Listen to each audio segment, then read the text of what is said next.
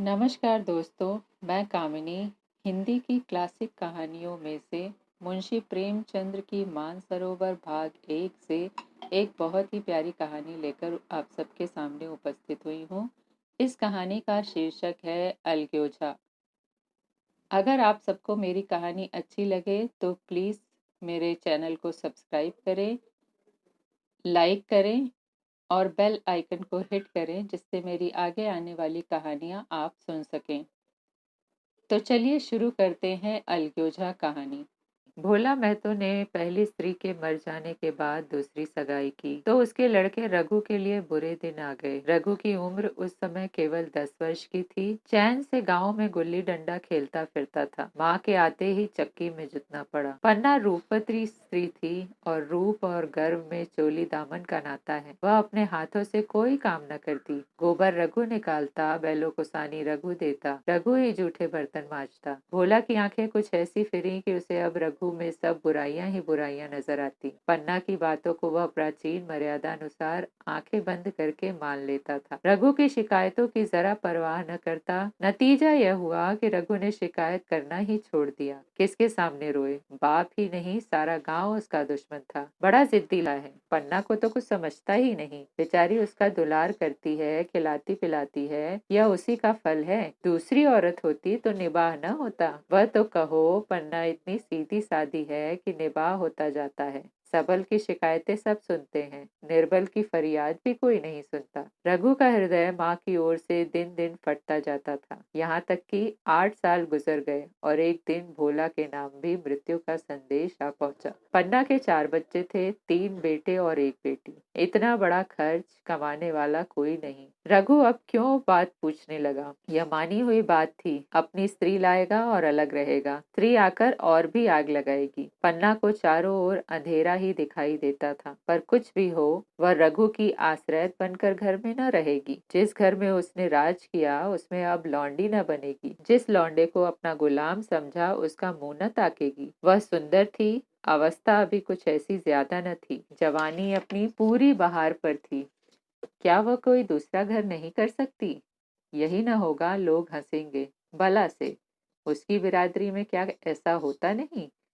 ब्राह्मण ठाकुर थोड़े ही थी कि नाक कट जाएगी। यह तो उन्हीं ऊंची जातों में होता है कि घर में चाहे जो कुछ करो, बाहर पर्दा ढका रहे। वह तो संसार को दिखाकर दूसरा घर कर सकती है। फिर वह रघु की दबैल बनकर क्यों रहे? भोला को मरे 1 महीना गुजर चुका था। संध्या हो गई थी।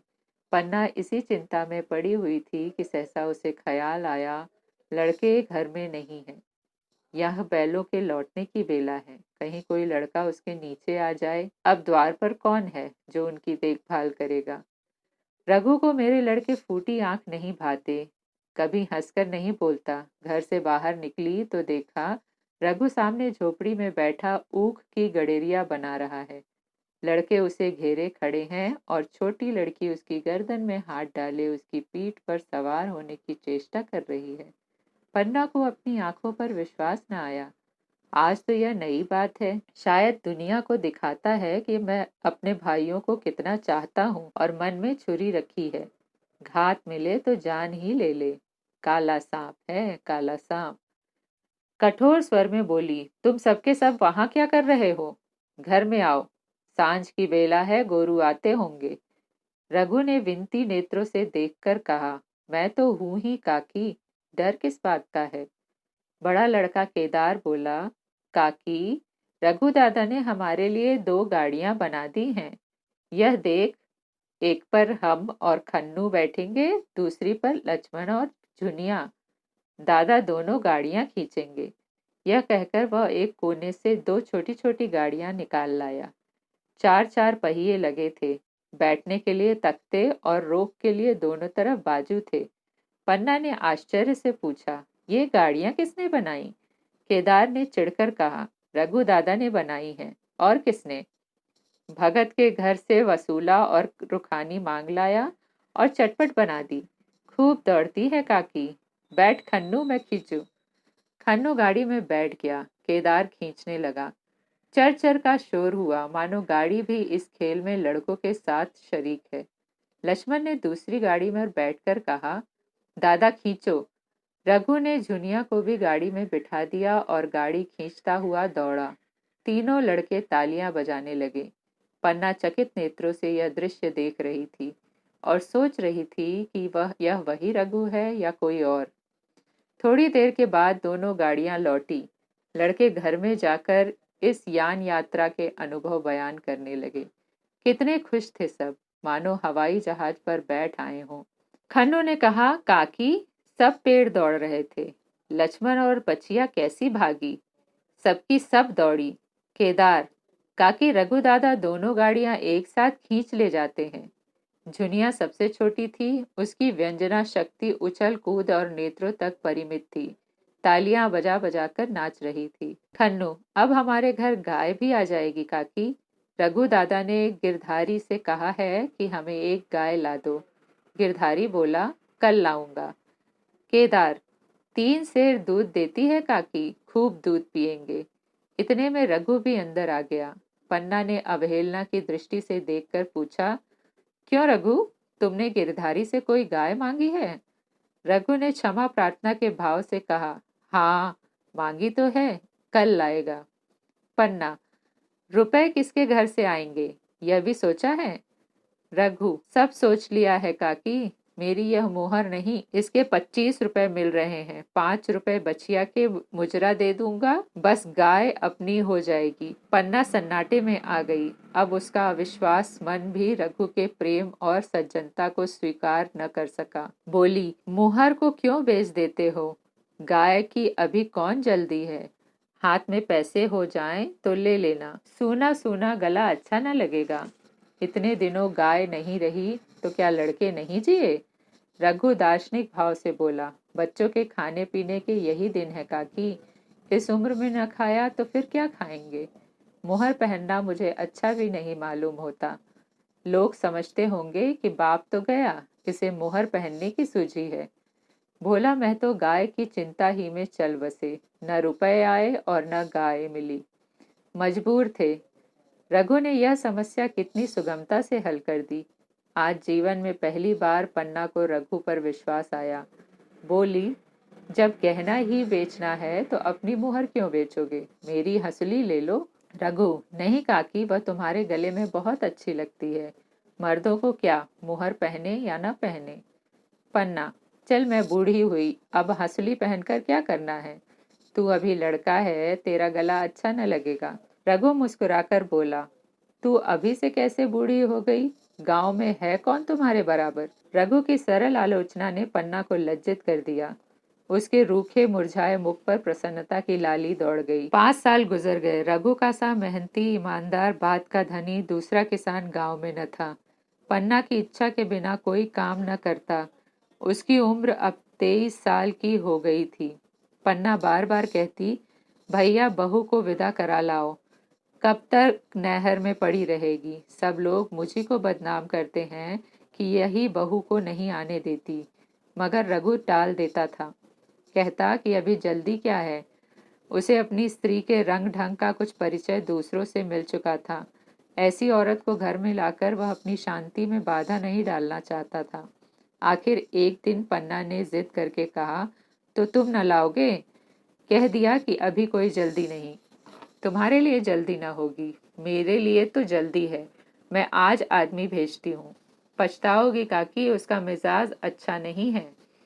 तुम्हारी बला से। जब मैं उससे बोलूंगी ही नहीं तो क्या हवा से लड़ेगी? रोटियां तो बना लेगी। मुझसे भीतर भीतर बाहर का सारा काम नहीं होता। मैं आज बुलाए लेती हूँ। बुलाना चाहती हो तो बुला लो, मगर फिर यह न कहना कि यह मेहरिया को ठीक नहीं करता, उसका गुलाम हो गया है। न कहूंगी। जाकर 2 साड़ियां और मिठाई ले आ। तीसरे दिन मुलिया मैके से आ गई। दरवाजे पर नगाड़े बजे, शहनाइयों की मधुर ध्वनि आकाश में गूंजने लगी। मोह दिखावे की रस्म अदा हुई। वह इस मरुभूमि में निर्मल जलधारा थी। गेहुआ रंग था, बड़ी नोकीली पलकें, कपोलों पर हल्की सुर्खी, आंखों में प्रबल आकर्षण। रघु उसे देखते ही मंत्रमुग्ध हो गया। प्रातःकाल पानी का घड़ा लेकर चलती, तब उसका गेहुआ रंग प्रभात की सुनहरी किरणों से कुंदन हो जाता। मानो उषा अपनी सारी सुगंध, सारा विकास और उन्माद लिए मुस्कुराती चली जाती हो। मूलिया मैके से ही जली भुनी आई थी। मेरा शौहर छाती फाड़कर काम करे और पन्ना रानी बैठी रहें। उसके लड़के रईस ज्यादा बने घूमे। मूलिया से यह बर्दाश्त न होगा। वह किसी की गुलामी न करेगी। अपने लड़के तो अपने होते ही नहीं, भाई किसके होते हैं? जब तक पर नहीं निकलते हैं रघु को घेरे हुए हैं। जो ही जरा सयाने हुए पर झाड़ कर निकल जाएंगे, बात भी न पूछेंगे। एक दिन उसने रघु से कहा, तुम्हें इस तरह गुलामी करनी हो तो करो, मुझसे नहीं होगी। रघु, तो फिर क्या करूं, तू ही बता। लड़के तो अभी घर का काम करने लायक भी नहीं है। मूलिया, लड़के रावत के हैं, कुछ तुम्हारे नहीं। यही पन्ना है जो तुम्हें दाने दाने को तरसाती थी। सब सुन चुकी हूं मैं। लौंडी बनकर न रहूंगी। रुपए पैसे का मुझे कुछ हिसाब नहीं मिलता। न जाने तुम क्या लाते हो और वह क्या करती है।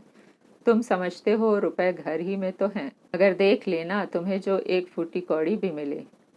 रघु, रुपए पैसे तेरे हाथ में देने लगूं तो दुनिया क्या कहेगी, यह तो सोच। मूलिया, दुनिया जो चाहे कहे, दुनिया के हाथों बिकी नहीं हूं। देख लेना, भाड़ लीप कर हाथ काला ही रहेगा। फिर तुम अपने भाइयों के लिए मरो, मैं क्यों मरूं? रघु ने कुछ जवाब न दिया। उसे जिस बात का भय था वह इतनी जल्दी सिरा पड़ी। अब अगर उसने बहुत तत्व थम्बो किया तो साल 6 महीने और काम चलेगा। बस आगे यह डींगा चलता नजर नहीं आता। बकरे की माँ कब तक खैर मनाएगी। एक दिन पन्ना ने महुए का सुखावन डाला। बरसात शुरू हो गई थी। बखार में अनाज गीला हो रहा था। मूलिया से बोली, बहू जरा देखती रहना, मैं तालाब से नहा आऊं। मूलिया ने लापरवाही से कहा, मुझे नींद आ रही है, तुम बैठकर देखो। एक दिन न नहाओगी तो क्या होगा। पन्ना ने साड़ी उठाकर रख दी। नहाने न गई। मूलिया का वार खाली गया। कई दिन के बाद एक शाम को पन्ना धान रोप कर लौटी। अंधेरा हो गया था। दिन भर की भूखी थी। आशा थी बहू ने रोटी बना रखी होगी, मगर देखा तो यहाँ चूल्हा ठंडा पड़ा हुआ था और भूखे तड़प रहे थे। मूलिया से आहिस्ते से पूछा, आज अभी चूल्हा नहीं जला? केदार ने कहा, आज दोपहर को भी चूल्हा नहीं जला काकी, भाभी ने कुछ बनाया ही नहीं। पन्ना, तो तुम लोगों ने खाया क्या? केदार, कुछ नहीं, रात की रोटियां थी, खन्नू ने और लक्ष्मण ने खाई, मैंने सत्तू खा लिया। पन्ना, और बहू? केदार, वह पड़ी सो रही है, कुछ नहीं खाया। पन्ना ने उसी वक्त चूल्हा जलाया और खाना बनाने बैठ गई। आटा गूंथती थी और रोती थी। क्या नसीब है, दिन भर खेत में जली, घर आई तो चूल्हे के सामने जलना पड़ा। केदार का 14वां साल था। भाभी के रंग ढंग देखकर सारी स्थिति समझ रहा था। बोला, काकी, भाभी अब तुम्हारे साथ रहना नहीं चाहती। पन्ना ने चौंक कर पूछा, क्या कुछ कहती थी? केदार, कहती कुछ नहीं, मगर है उसके मन में यही बात। फिर तुम क्यों नहीं उसे छोड़ देती? जैसे चाहे रहे, हमारा भी भगवान है। पन्ना ने दांतों से जीभ दबाकर कहा, चुप, मेरे सामने ऐसी बात भूलकर भी न कहना। रघु तुम्हारा भाई नहीं, तुम्हारा बाप है। मूलिया से कभी बोलोगे तो समझ लेना जहर खा लूंगी। दशहरे का त्योहार आया। उसे कोस भर पर एक पूर्वे में मेला लगता था। गांव के सब लड़के मेला देखने चले। पन्ना भी लड़कों के साथ चलने को तैयार हुई, मगर पैसे कहाँ से आए? कुंजी तो मूलिया के पास थी। रघु ने आकर मूलिया से कहा, लड़के मेले जा रहे हैं, सबों को 2-2 पैसे दे दे। मूलिया ने त्योरियां चढ़ाकर कहा, पैसे घर में नहीं हैं। रघु, अभी तो तेलहन बिका था, क्या इतनी जल्दी रुपए उठ गए? मूलिया, हाँ उठ गए। रघु, कहाँ उठ गए, जरा सुनूं। आज त्योहार के दिन लड़के मेला देखने न जाएंगे? मूलिया, अपनी काकी से कहो पैसे निकालें, गाड़ कर क्या करेगी? खूंटी पर कुंजी लटक रही थी। रघु ने कुंजी उतारी और चाहा कि संदूक खोले कि मूलिया ने उसका हाथ पकड़ लिया और बोली, कुंजी मुझे दे दो, नहीं तो ठीक न होगा। खाने पहनने को भी चाहिए, कागज किताब को भी चाहिए, उस पर मेला देखने को भी चाहिए। हमारी कमाई इसलिए नहीं है कि दूसरे खाएं और मूछों पर ताव दें। पन्ना ने रघु से कहा, भैया पैसे क्या होंगे, लड़के मेला देखने न जाएंगे? रघु ने झिड़क कर कहा, मेला देखने क्यों न जाएंगे, सारा गांव जा रहा है, हमारे ही लड़के न जाएंगे? यह कहकर रघु ने अपना हाथ छुड़ा लिया और पैसे निकालकर लड़कों को दे दिए। मगर कुंजी जब मूलिया को देने लगा तब उसने उसे आंगन में फेंक दिया और मुंह लपेटकर लेट गई। लड़के मेला देखने न गए। इसके बाद 2 दिन गुजर गए। मूलिया ने कुछ नहीं खाया और पन्ना भी भूखी रही। रघु कभी इसे मनाता कभी उसे, पर न यह उठी न वह। आखिर रघु ने हैरान होकर मूलिया से पूछा, कुछ मुंह से तो कहो, चाहती क्या है? मूलिया ने धरती को संबोधित करके कहा, मैं कुछ नहीं चाहती, मुझे मेरे घर पहुंचा दो। रघु, अच्छा उठ, बना खा, पहुंचा दूंगा। मूलिया ने रघु की ओर आंखें उठाईं। रघु उसकी सूरत देखकर डर गया। वह माधुर्य, वह मोहकता, वह लावण्य गायब हो गया था। दांत निकल आए थे, आंखें फट गई थी और नथुने फड़क रहे थे। अंगारे की सी लाल आंखों से देखकर बोली, अच्छा तो काकी ने यह सलाह दी है, यह मंत्र पढ़ाया है, तो यहाँ ऐसी कच्ची नहीं हूँ। तुम दोनों की छाती पर मूंग दलूंगी, हो किस फेर में? रघु, अच्छा तो मूंग ही दल लेना, कुछ खा पी लेगी तभी तो मूंग दल सकेगी। मूलिया, अब तो तभी मुंह में पानी डालूंगी जब घर अलग हो जाएगा। बहुत झेल चुकी, अब नहीं झेला जाता। रघु सन्नाटे में आ गया। एक दिन तक उसके मुंह से आवाज ही न निकली। अलग होने की उसने स्वप्न में भी कल्पना न की थी। उसने गांव में 2-4 परिवारों को अलग होते देखा था।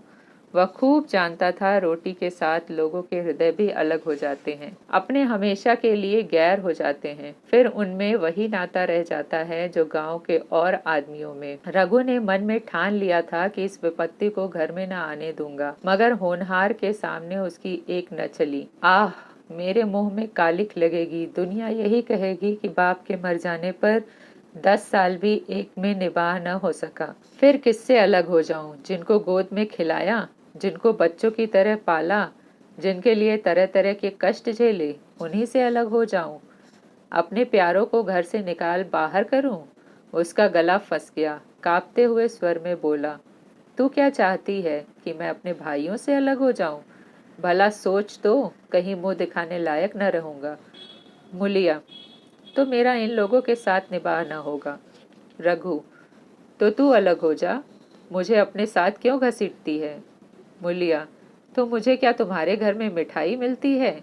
मेरे लिए क्या संसार में जगह नहीं है? रघु, तेरी जैसी मर्जी जहाँ चाहे रहे, मैं अपने घर वालों से अलग नहीं हो सकता। जिस दिन इस घर में 2 चूल्हे जलेंगे, उस दिन मेरे कलेजे के 2 टुकड़े हो जाएंगे। मैं ये चोट नहीं सह सकता। तुझे जो तकलीफ हो वह मैं दूर कर सकता हूँ। माल असबाब की मालकिन तू है कि अनाज पानी तेरे ही हाथ है। अब रह क्या गया है? अगर कुछ काम धंधा करना नहीं चाहती मत कर। भगवान ने मुझे समाई दी होती तो मैं तुझे तिनका तक उठाने न देता। तेरे यह सुकुमार हाथ पांव मेहनत मजदूरी करने के लिए बनाए ही नहीं गए हैं। मगर क्या करूं, अपना कुछ बस ही नहीं है। फिर भी तेरा जी कोई काम करने को न चाहे मत कर, मगर मुझ पे अलग होने को न कह। तेरे पैरों पड़ता हूँ। मूलिया ने सिर से आंचल खिसकाया और जरा समीप आकर बोली, मैं काम करने से नहीं डरती, न बैठे बैठे खाना चाहती हूँ, मगर मुझसे किसी की धौंस नहीं सही जाती। तुम्हारी ही काकी घर का काम काज करती है तो अपने लिए करती है, अपने बाल बच्चों के लिए करती है, मुझ पर कुछ एहसान नहीं। फिर मुझ पर धौंस क्यों जमाती है? उन्हें अपने बच्चे प्यारे होंगे, मुझे तो तुम्हारा आसरा है। मैं अपनी आंखों से यह नहीं देख सकती कि सारा घर तो चैन करे, जरा जरा से बच्चे तो दूध पिए और जिनके बलबूते यह गृहस्थी बनी हुई है वह मट्ठे को तरसे। कोई उसका पूछने वाला न हो। जरा अपना मुंह तो देखो, कैसी सूरत निकल आई है। औरों के तो 4 बरस में अपने पट्टे तैयार हो जाएंगे, तुम तो 10 साल में खाट पर पड़ जाओगे। बैठ जाओ, खड़े क्यों हो? क्या मारकर भागोगे? मैं तुम्हें जबरदस्ती न बांध लूंगी, या मालकिन का हुक्म नहीं है। सच कहूँ तुम बड़े कट कलेजी हो। मैं जानती, ऐसे निर्मोही से पाला पड़ेगा तो इस घर में भूल से न आती। आती भी तो मन न लगाती, मगर अब तो मन तुमसे लग गया। घर भी जाऊं तो मन यहाँ ही रहेगा, और तुम जो हो मेरी बात नहीं पूछते। मूलिया की ये रसीली बातें रघु पर कोई असर न डाल सकी। वह उसी रुखाई से बोला, मूलिया, मुझसे यह न होगा। अलग होने का ध्यान करते ही मेरा मन जाने कैसा हो जाता है। यह चोट मुझसे न सही जाएगी। मूलिया ने परिहास करके कहा, तो चूड़ियां पहनकर अंदर बैठो ना। लाओ मैं मूछे लगा लूं। मैं तो समझती थी कि तुम में भी कुछ कलबल है। अब देखती हूँ तो निरे मिट्टी के लौंदे हो।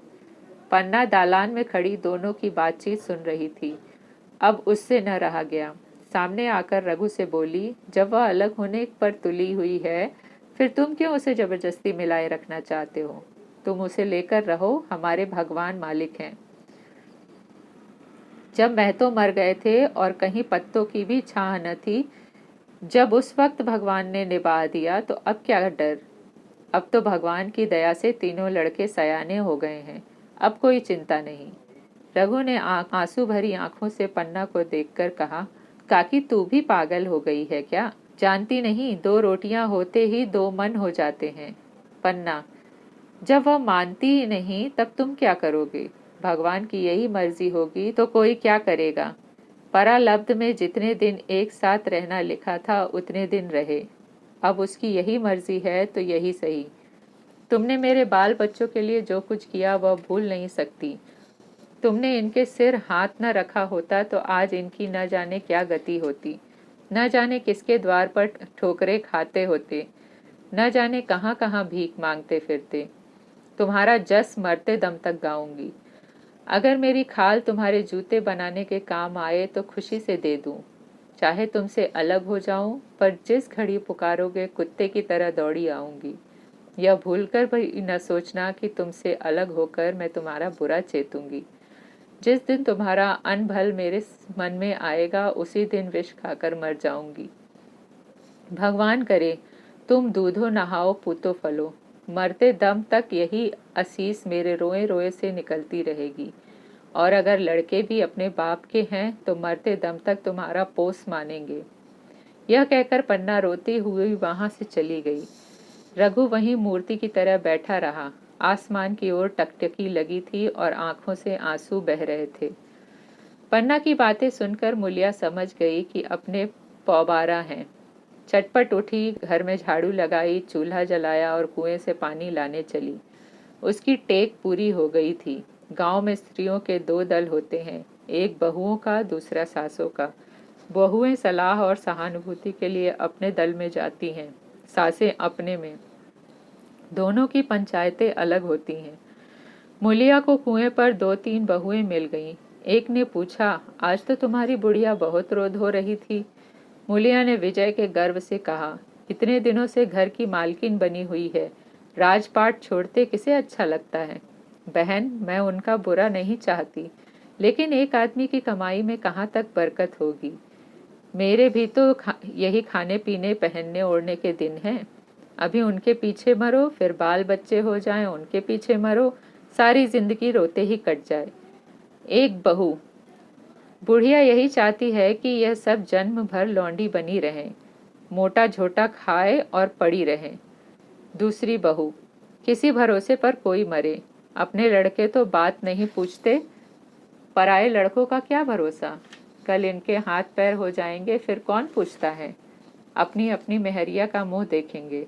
पहले ही से फटकार देना अच्छा है, फिर तो कोई कलक न होगा। मूलिया पानी लेकर गई, खाना बनाया। रघु से बोली, जाओ नहा आओ, रोटी तैयार है। रघु ने मानो सुना ही नहीं, सिर पर हाथ रखकर द्वार की तरफ ताकता रहा। मूलिया, क्या कहती हूँ, कोई कछु सुनाई देता है? रोटी तैयार है, जाओ नहा आओ। रघु, सुन तो रहा हूँ, क्या बहरा हूँ? रोटी तैयार है तो जाकर खा ले, मुझे भूख नहीं। मूलिया ने फिर नहीं कहा। जाकर चूल्हा बुझा दिया, रोटियां उठाकर छीके पर रख दी और मुंह ढांक कर लेट रही। जरा देर में पन्ना आकर बोली, खाना तो तैयार है, नहा धोकर खा लो, बहू भी भूखी होगी। रघु ने झुझलाकर कहा, काकी तू घर में रहने देगी कि मुंह में कालिक लगाकर कहीं निकल जाऊं? खाना तो खाना ही है, आज न खाऊंगा कल खाऊंगा, लेकिन अभी मुझसे न खाया जाएगा। केदार क्या अभी मदरसे से नहीं आया? पन्ना, अभी तो नहीं आया, आता ही होगा। पन्ना समझ गई कि जब तक वह खाना बनाकर लड़कों को न खिलाएगी और खुद न खाएगी, रघु न खाएगा। इतना ही नहीं, उसे रघु से लड़ाई करनी पड़ेगी, उसे जली कटी सुनानी पड़ेगी, उसे यह दिखाना पड़ेगा कि मैं ही उससे अलग होना चाहती हूँ। नहीं तो वह इसी चिंता में घुल घुल कर प्राण दे देगा। यह सोचकर उसने अलग चूल्हा जलाया और खाना बनाने लगी। इतने में केदार और खन्नू मदरसे से आ गए। पन्ना ने कहा, आओ बेटा, खाना खा लो, रोटी तैयार है। केदार ने पूछा, भैया को भी बुला लूं ना? पन्ना, तुम आकर खा लो, उनकी रोटी बहू ने अलग बनाई है। खन्नू, जाकर भैया से पूछना आऊं? पन्ना, जब उनका जी चाहेगा खाएंगे, तू बैठकर खा, तुझे इन बातों से क्या मतलब? जिसका जी चाहेगा खाएगा, जिसका जी न चाहेगा न खाएगा। जब वह और उसकी बीवी अलग रहने पर तुले हैं तो कौन मनाए? केदार, तो क्यों अम्मा जी, क्या हम अलग घर में रहेंगे? पन्ना, उनका जी चाहे एक घर में रहें, जी चाहे आंगन में दीवार डाल लें। खन्नू ने दरवाजे पर आकर झांका। सामने फूस की झोपड़ी थी, वहीं खाट पर पड़ा रघु नारियल पी रहा था। खन्नू, भैया तो अभी नारियल लिए बैठे हैं। पन्ना, जब जी चाहेगा खाएगा। केदार, भैया ने भाभी को डांटा नहीं? मूलिया अपनी कोठरी में पड़ी सुन रही थी। बाहर आकर बोली, भैया ने तो नहीं डांटा, अब तुम आकर डांटो। केदार के चेहरे का रंग उड़ गया, फिर जबान न खोली। तीनों लड़कों ने खाना खाया और बाहर निकले। लू चलने लगी थी। आम के बाग में गांव के लड़के लड़कियां हवा से गिरे हुए आम चुन रहे थे। केदार ने कहा, आज हम भी आम चुनने चले, खूब आम गिरे हैं। खुन्नू, दादा जो बैठे हैं। लक्ष्मण, मैं न जाऊंगा, दादा घुड़केंगे। केदार, वह तो अब अलग हो गए। लक्ष्मण, तो अब हमको कोई मारेगा तब भी दादा न बोलेंगे? केदार, वाह, तब क्यों न बोलेंगे? रघु ने तीनों लड़कों को दरवाजे पर खड़े देखा पर कुछ बोला नहीं। पहले तो वह घर के बाहर निकलते ही उन्हें डांट बैठता था, पर आज वह मूर्ति के समान निश्चल बैठा रहा। अब लड़कों को कुछ साहस हुआ, कुछ दूर और आगे बढ़े। रघु अब भी न बोला। कैसे बोले, वह सोच रहा था। काकी ने लड़कों को खिला पिला दिया, मुझसे पूछा तक नहीं। क्या उसकी आंखों पर भी पर्दा पड़ गया है?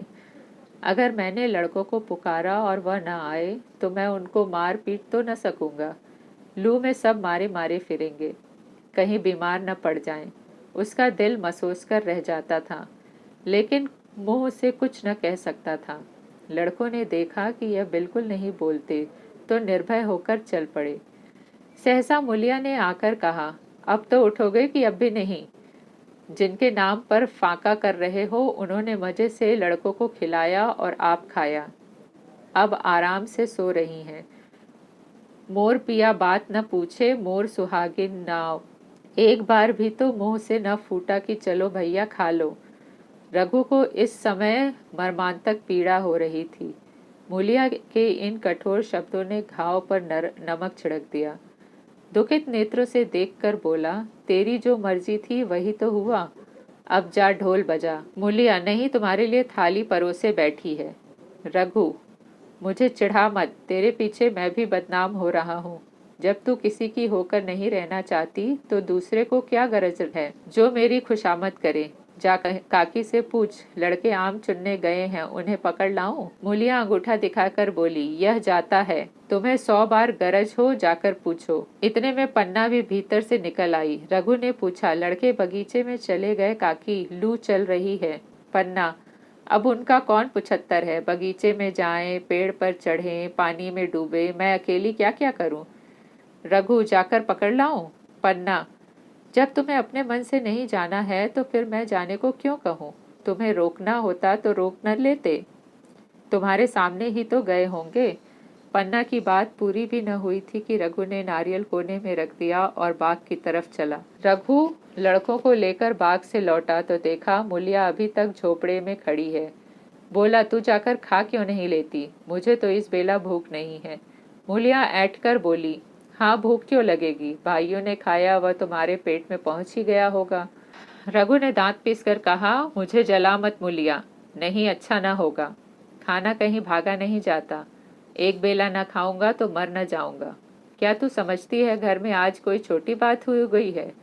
तूने घर में चूल्हा नहीं जलाया, मेरे कलेजे में आग लगाई है। मुझे घमंड था कि और चाहे कुछ हो जाए पर मेरे घर में फूट का रोग ना आने पाएगा, पर तूने मेरा घमंड चूर चूर कर दिया। परालब्ध की बात है। मूलिया तिनक कर बोली, सारा मोह छो तुम्ही को है कि और किसी को? मैं तो किसी को तुम्हारी तरह बिसुरते नहीं देखती। रघु ने ठंडी सांस खींचकर कहा, मूलिया घाव पर नोन न छिड़क, तेरे ही कारण मेरी पीठ में धूल लग रही है। मुझे इस गृहस्थी का मोह न होगा तो किसे होगा? मैंने ही तो इसे मर जोड़ा। जिनको गोद में खिलाया वही अब मेरे पटीदार होंगे। जिन बच्चों को मैं डांटता था उन्हें आज कड़ी आंखों से भी नहीं देख सकता। मैं उनके भले के लिए भी कोई बात करूं तो दुनिया यही कहेगी कि यह अपने भाइयों को लूटे लेता है। जा मुझे छोड़ दे, अभी मुझसे कुछ न खाया जाएगा। मूलिया, मैं कसम रखा दूंगी, नहीं चुपके से चले चलो। रघु, देख अब भी कुछ नहीं बिगड़ा है, अपना हट छोड़ दे। मूलिया, हमारा ही लहू पिए जो खाने न उठे। रघु ने कानों पर हाथ रखकर कहा, यह तूने क्या किया मूलिया? मैं तो उठ ही रहा था, चल खा लूं। नहाने धोने कौन जाए, लेकिन इतनी कह देता हूँ कि चाहे 4 की जगह 6 रोटियां खा जाऊं, चाहे तू मुझे घी के मटके ही में डुबो दे, पर यह दाग मेरे दिल से न मिटेगा। मूलिया, दाग साग सब मिट जाएगा, पहले सबको ऐसा ही लगता है। देखते नहीं हो उधर कैसी चैन की बंशी बज रही है। वह तो मना ही रही थी कि किसी तरह यह सब अलग हो जाएं। अब वह पहले किसी चांदी तो नहीं है कि जो कुछ घर में आवे सब गायब। अब क्यों हमारे साथ रहने लगी? रघु ने आहत स्वर से कहा, इसी बात का तो मुझे गम है, काकी से मुझे ऐसी आशा न थी। रघु खाने बैठा तो कौर विष के घूंट सा लगा। जान पड़ता था रोटियां भूसी की हैं, दाल पानी की सी लगती थी। पानी कंठ के नीचे न उतरता था। दूध की तरफ देखा तक नहीं। 2-4 ग्रास खाकर उठ आया, जैसे किसी प्रियजन के श्राद्ध का भोजन हो। रात का भोजन भी उसने इसी तरह किया। भोजन क्या किया, कसम पूरी की। रात भर उसका चित्त उद्विग्न रहा। एक अज्ञात शंका उसके मन पर छाई हुई थी, जैसे भोला महतो द्वार पर बैठा रो रहा हो। वह कई बार चौंक कर उठा। ऐसा जान पड़ा भोला उसकी ओर तिरस्कार की आंखों से देख रहा है। वह दोनों जून भोजन करता था, पर जैसे शत्रु के घर। भोला की शोक मग्न मूर्ति आंखों से न उतरती थी। रात को उसे नींद न आती। वह गांव में निकलता तो इस तरह मुंह चुराए सिर झुकाए मानो गो हत्या की हो। 5 साल गुजर गए। रघु अब 2 लड़कों का बाप था। आंगन में दीवार खिंच गई थी, खेतों में मेड़ डाल दी गई और बैल बछिए बांध लिए गए थे। केदार की उम्र अब 16 साल की हो गई थी। उसने पढ़ना छोड़ दिया था और खेती का काम करता था। खन्नू गाय चराता था। केवल लक्ष्मण अब तक मदरसे जाता था। पन्ना और मूलिया दोनों एक दूसरे की सूरत से जलती थीं। मूलिया के दोनों लड़के बहुधा पन्ना ही के पास रहते। वही उन्हें उपटन मलती, वही काजल लगाती, वही गोद में लिए फिरती, मगर मूलिया के मुंह से अनुग्रह का एक शब्द भी न मिलता। न पन्ना ही इसकी इच्छुक थी। वह जो कुछ करती निर्व्याज भाव से करती थी। उसके 2-2 लड़के अब कमाऊ हो गए थे। लड़की खाना पका लेती थी, वह खुद ऊपर का कामकाज कर लेती। इसके विरुद्ध रघु अपने घर का अकेला था। वह भी दुर्बल, अशक्त और जवानी में बूढ़ा। अभी आयु 30 वर्ष से अधिक न थी, लेकिन बाल खिचड़ी हो गए थे, कमर भी झुक चली थी। खांसी ने जीर्ण कर रखा था। देखकर दया आती थी। और खेती पसीने की वस्तु है। खेती की जैसी सेवा होनी चाहिए वह उससे न हो पाती। फिर अच्छी फसल कहाँ से आती? कुछ ऋण भी हो गया था। वह चिंता और भी मारे डालती थी। चाहिए तो यह था कि अब उसे कुछ आराम मिलता। इतने दिनों के निरंतर परिश्रम के बाद सिर का बोझ कुछ हल्का होता। लेकिन मूलिया को स्वार्थ पड़ता और अदूरदर्शिता ने लहराती हुई खेती उजाड़ दी। अगर सब एक साथ रहते तो वह अब तक पेंशन पा जाता। मजे में द्वार पर बैठा हुआ नारियल पीता। भाई काम करता, वह सलाह देता। महतो बना फिरता, कहीं किसी के झगड़े चुकाता, कहीं साधु संतों की सेवा करता। वह अवसर हाथ से निकल गया। अब तो चिंता भार दिन दिन बढ़ता जाता था। आखिर उसे धीमा धीमा ज्वर रहने लगा। हृदय शूल, चिंता, कड़ा परिश्रम और अभाव का यही पुरस्कार है। पहले कुछ परवाह न की, समझा आप ही आप अच्छा हो जाएगा। मगर कमजोरी बढ़ने लगी तो दवा की फिक्र हुई। जिसने जो बता दिया खा लिया।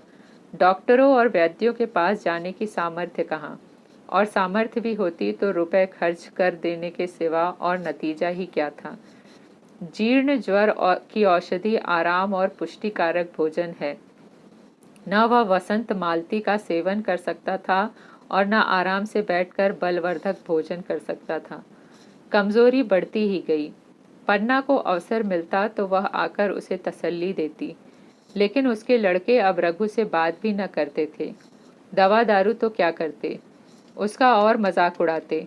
भैया समझते थे कि हम लोगों से अलग होकर सोने की ईंट रख लेंगे। भाभी भी समझती थी सोने से लज जाएगी। अब देखें कौन पूछता है, सिसक सिसक कर न मरे तो कह देना।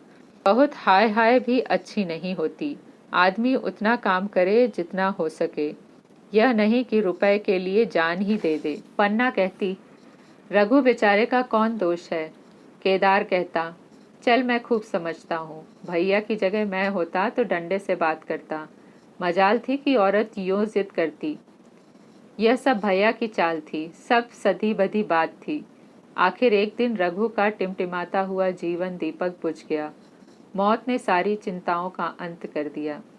अंत समय उसने केदार को बुलाया था, पर केदार को ऊख में पानी देना था। डरा कहीं दवा के लिए न भेज दे, बहाना बता दिया। मुलिया का जीवन अंधकारमय हो गया।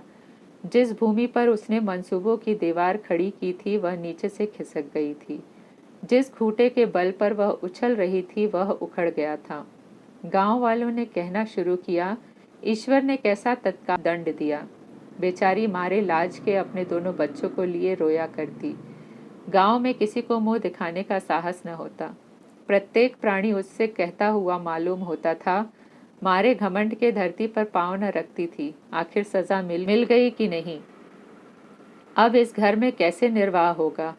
वह किसके सहारे रहेगी, किसके बल पर खेती होगी। बेचारा रघु बीमार था, दुर्बल था, पर जब तक जीता रहा अपना काम करता रहा। मारे कमजोरी के कभी कभी सिर पकड़कर बैठ जाता और जरा दम लेकर फिर हाथ चलाने लगता था। सारी खेती तहस नहस हो रही थी, उसे कौन संभालेगा। अनाज की डांठें खलिहान में पड़ी थीं, ऊख अलग सूख रही थी। वह अकेली क्या क्या करेगी। फिर सिंचाई अकेले आदमी का तो काम नहीं। तीन तीन मजदूरों को कहाँ से लाए। गांव में मजदूर थे ही कितने। आदमियों के लिए खींचतान हो रही थी, क्या करें क्या ना करें। इस तरह 13 दिन बीत गए। क्रियाकर्म से छुट्टी मिली। दूसरे ही दिन सवेरे मुलिया ने दोनों बालकों को गोद में उठाया और अनाज मारने चली। खलिहान में पहुंचकर उसने एक को तो पेड़ के नीचे घास के नर्म बिस्तर पर सुला दिया और दूसरे को वहीं बैठाकर अनाज मारने लगी। बैलों को हाँकती थी और रोती थी। क्या इसीलिए भगवान ने उसको जन्म दिया था। देखते देखते क्या से क्या हो गया। इन्हीं दिनों पिछले साल भी अनाज मारा गया था। वह रघु के लिए लोटे में शरबत और मटर की घुगनी लेकर आई थी। आज कोई उसके आगे है न पीछे, लेकिन किसी की लौंडी तो नहीं हूँ। उसे अलग होने का अब भी पछतावा न था। एकाएक छोटे बच्चे का रोना सुनकर उसने उधर ताका तो बड़ा लड़का उसे चुमकार कर कह रहा था, भैया चुप रहो चुप रहो। धीरे धीरे उसके मुंह पर हाथ फेरता था और चुप करने के लिए बिकल था। जब बच्चा किसी तरह न चुप हुआ तो वह खुद उसके पास लेट गया और उसे छाती से लगाकर प्यार करने लगा। मगर जब यह प्रयत्न भी सफल न हुआ तो वह रोने लगा। उसी समय पन्ना दौड़ी आई और छोटे बालक को गोद में उठाकर प्यार करती हुई बोली, लड़कों को मुझे क्यों न दे आई बहू। हाय हाय बेचारा धरती पर पड़ा लौट रहा है। जब मैं मर जाऊं तो जो चाहे करना, अभी तो जीती हूँ। अलग हो जाने से बच्चे तो नहीं अलग हो गए। मुलिया ने कहा, तुम्हें भी तो छुट्टी नहीं थी अम्मा, क्या करती। पन्ना, तो तुझे यहाँ आने की ऐसी क्या जल्दी थी। डांट मार न जाता। तीन तीन लड़के तो हैं और किस दिन काम आएंगे। केदार तो कल ही मारने को कह रहा था। पर मैंने कहा पहले ऊख में पानी दे लो फिर अनाज मारना। मड़ाई तो 10 दिन बाद भी हो सकती है। ऊख की सिंचाई न हुई तो सूख जाएगी। कल से पानी चढ़ा हुआ है, परसों तक खेत पुर जाएगा, तब मड़ाई हो जाएगी। तुझे विश्वास न आएगा, जब से भैया मरे हैं केदार को बड़ी चिंता हो गई है। दिन में 100 बार पूछता है भाभी बहुत रोती तो नहीं है, देख लड़के भूखे तो नहीं हैं। कोई लड़का रोता है तो दौड़ा आता है, देख अम्मा क्या हुआ, बच्चा क्यों रोता है। कल रोककर बोला, अम्मा मैं जानता कि भैया इतनी जल्दी चले जाएंगे तो उनकी कुछ सेवा कर लेता। कहाँ जगाए जगाए उठता था, अब देखती हो पहर रात से उठकर काम में लग जाता है। खुन्नू कल जरा सा बोला, पहले हम अपनी ऊख में पानी दे लेंगे तब भैया की ऊख में देंगे। इस पर केदार ने ऐसा डांटा कि खुन्नू के मुंह से फिर बात न निकली। बोला, कैसी तुम्हारी और कैसी हमारी ऊख। भैया ने जिला न लिया होता तो आज या तो मर गए होते या कहीं भीख मांगते होते। आज तुम बड़े ऊख वाले बने हो, यह उन्हीं का पुनर्प्रताप है कि आज भले आदमी बने बैठे हो। परसों रोटी खाने को बुलाने गई तो मड़ैया में बैठा रो रहा था। पूछा क्यों रोता है तो बोला, अम्मा भैया ईश्वर के दुख से मर गए, नहीं अभी उनकी उम्र ही क्या थी। यह उस वक्त न सूझा, नहीं उनसे क्यों बिगाड़ करते। यह कहकर पन्ना ने मूलिया की ओर संकेत पूर्ण दृष्टि से देखकर कहा, तुम्हें वह अलग न रहने देगा। बहू कहता है भैया हमारे लिए मर गए तो हम भी उनके बाल बच्चों के लिए मर जाएंगे। मूलिया की आंखों से आंसू जारी थे। पन्ना की बातों में आज सच्ची वेदना, सच्ची सांत्वना, सचिंता भरी हुई थी। मूलिया का मन कभी उसकी ओर इतना आकर्षित न हुआ था। जिनसे उसे व्यंग और प्रतिकार का भय था वे इतने दयालु, इतने शुभेच्छु हो गए थे। आज पहली बार उसे अपनी स्वार्थपरता पर लज्जा आई। इस घटना को हुए 5 साल गुजर गए। पन्ना आज बूढ़ी हो गई है। केदार घर का मालिक है, मूलिया घर की मालकिन है। खुन्नू और लक्ष्मण के विवाह हो चुके हैं, मगर केदार अभी तक कुंवारा है। कहता है मैं विवाह न करूंगा। कई जगहों से बात हुई, कई सगाइयां आई पर उसने हामी न भरी। पन्ना ने कंपे लगाए, जाल फैलाए, पर वह न फंसा। कहता औरतों से कौन सुख। मेहरिया घर में आई और आदमी का मिजाज बदला। फिर जो कुछ है वह मेहरिया है। माँ बाप भाई बंधु सब पराए हैं। जब भैया जैसे आदमी का मिजाज बदल गया तो फिर दूसरों की क्या गिनती। 2 लड़के भगवान के दिए हैं और क्या चाहिए। बिना ब्याह किए 2 बेटे मिल गए, इससे बढ़कर और क्या होगा। जिसे अपना समझो वह अपना है, जिसे गैर समझो वह गैर है। एक दिन पन्ना ने कहा, तेरा वंश कैसे चलेगा। केदार, मेरा वंश तो चल रहा है, दोनों लड़कों को अपना ही समझता हूँ। पन्ना, समझने ही पर है तो तुम मूलिया को भी अपनी मेहरिया समझता होगा। केदार ने झेपते हुए कहा, तुम तो गाली देती हो अम्मा। पन्ना, गाली कैसी, तेरी भाभी ही तो है। केदार, मेरे जैसे लठ गंवार को वह क्यों पूछने लगी। पन्ना, तू करने को कह तो मैं उससे पूछूं। केदार, नहीं मेरी अम्मा कहीं रोने गाने न लगे। पन्ना, तेरा मन हो तो मैं बातों बातों में उसके मन की बांह लूं। केदार, मैं नहीं जानता, जो चाहे कर। पन्ना केदार के मन की बात समझ गई। लड़के का दिल मूलिया पर आया हुआ है, पर संकोच और भय के मारे कुछ नहीं कहता। उसी दिन उसने मूलिया से कहा, क्या करूं बहू, मन की लालसा मन में ही रह जाती है। केदार का घर भी बस जाता तो मैं निश्चिंत हो जाती। मूलिया, वह तो करने को ही नहीं कहते। पन्ना, कहता है ऐसी अगर मिले जो घर में मेल से रहे तो कर लूं। मूलिया, ऐसी औरत कहाँ मिलेगी, कहीं ढूंढो। मैंने तो ढूंढ लिया है। मूलिया, सच, किस गांव की है। पन्ना, अभी न बताऊंगी, मुदा यह जानती हूँ कि उससे केदार की सगाई हो जाए तो घर बस जाए और केदार की जिंदगी भी सफल हो जाए। न जाने लड़की मानेगी कि नहीं। मूलिया, माने की क्यों नहीं अम्मा, ऐसा सुंदर कमाओ सुशील वर और कहाँ मिला जाता है। उस जन्म का कोई साधु महात्मा है, नहीं तो लड़ाई झगड़े के डर से कौन बिन ब्याहा रहता है। कहाँ रहती है, मैं जाकर उसे मना लाऊं। पन्ना, तू चाहे तो उसे मना ले, तेरे ही ऊपर है। मूलिया, मैं आज ही चली जाऊंगी अम्मा, उसके पैरों पड़कर मना लाऊंगी। पन्ना, बता दूं वह तू ही है। मूलिया लजाकर बोली, तुम तो अम्मा जी गाली देती हो। पन्ना, गाली कैसी, देवर ही तो है। मूलिया, मुझ जैसी बुढ़िया को वह क्यों पूछेगा? पन्ना, वह तुझी पर दांत लगाए बैठा है, तेरे सिवा कोई और उसे भाती ही नहीं। डर के मारे कहता नहीं, पर उसके मन की बात मैं जानती हूँ। वैधव्य के शोक से मुरझाया हुआ मूलिया का पीत वदन कमल की भांति अरुण हो उठा। 10 वर्षों में जो कुछ खोया था वह इसी के एक क्षण में मानो ब्याज के साथ मिल गया। वही लावण्य, वही विकास, वही आकर्षण, वही लोच।